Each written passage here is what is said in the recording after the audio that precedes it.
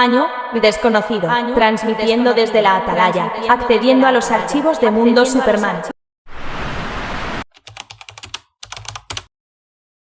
The Adventure of Superman es la primera novela publicada del Hombre de Acero.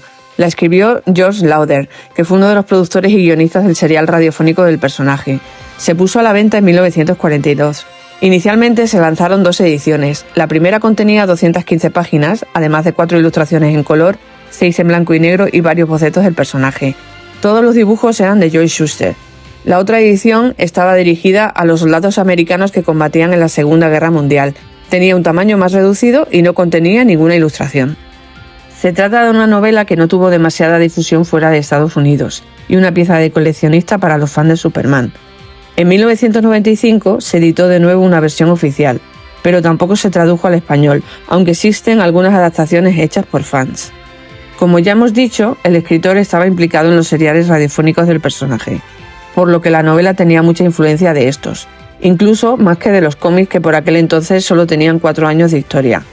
Un dato a tener en cuenta es que estamos ante el primer material impreso del personaje que no estaba escrito por Jerry Siegel, aunque este poco podía hacer, pues los derechos del Hombre de Acero no eran de su propiedad, ya que Joe Shuster y él los vendieron a la editorial que años más tarde sería DC Comics. En aquella época, en las viñetas, no se había desarrollado demasiado la historia de origen del personaje ni sus años de infancia y juventud, así que una de las cosas más novedosas de la novela es la exploración que Lauder hace en los 2 primeros capítulos del planeta Krypton.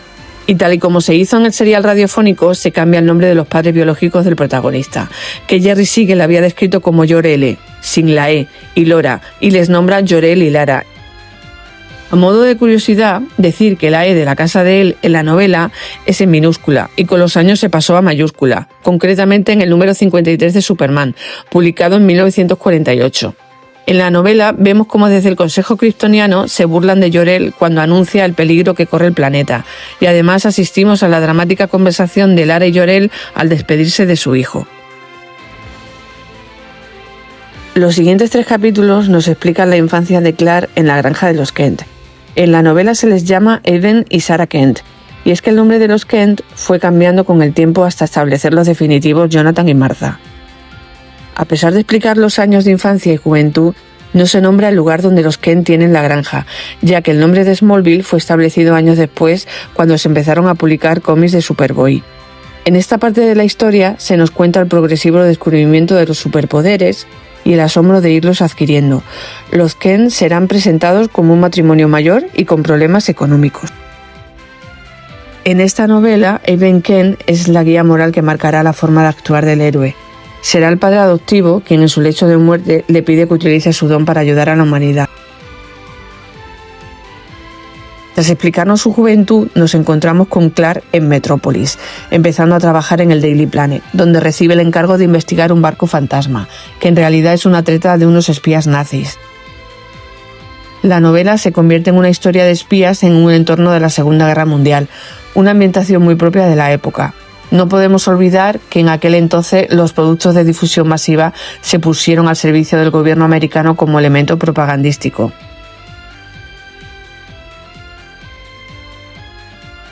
El personaje de Lois Lane aparece bastante avanzada en la novela, enviada por Perry White para ayudar a Clark.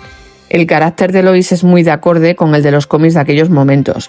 Considera a Clark un cobarde y lo desprecia, mientras admira e idolatra a Superman. Nos encontramos, pues, una obra donde se mezclan elementos propios de las novelas pulp. En este caso se une la ciencia ficción con el misterio, los espías y el trasfondo bélico. Como se ha ido apuntando, la importancia de esta obra radica en que el autor aporta elementos nuevos al mito y otros los amplía, convirtiéndose en una publicación fundamental en la historia y origen de Superman.